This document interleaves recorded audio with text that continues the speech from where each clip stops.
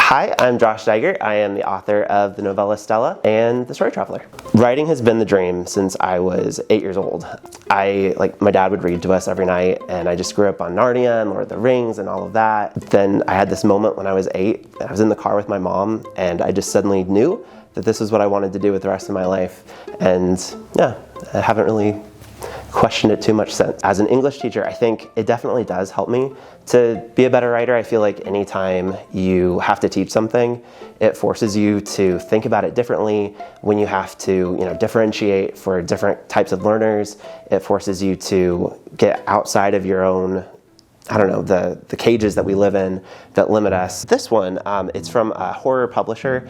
I feel like I kind of didn't quite understand the assignment on the horror aspect. I'm definitely more fantasy. I love the emotion and the humanness that a lot of horror has, and the way that they use these metaphorical experiences to, explore human pain and just human suffering. And then fantasy, it's just such a way to make the world more beautiful and maybe to express the way the world feels, even though it isn't the way it is. I am working on currently this big alien abduction YA fantasy space opera thing that I kind of wrote the first draft of, finished it during the shutdown and everything, and now just kind of editing, revising, chopping a lot of hundreds of pages out. So that's what I'm working on right now. I feel like my favorite Indiana authors, I have found out a lot more about Indiana authors recently just through the Indiana Author Awards and Indiana Humanities. So definitely Kurt Vonnegut, and I had to read Booth Tarkington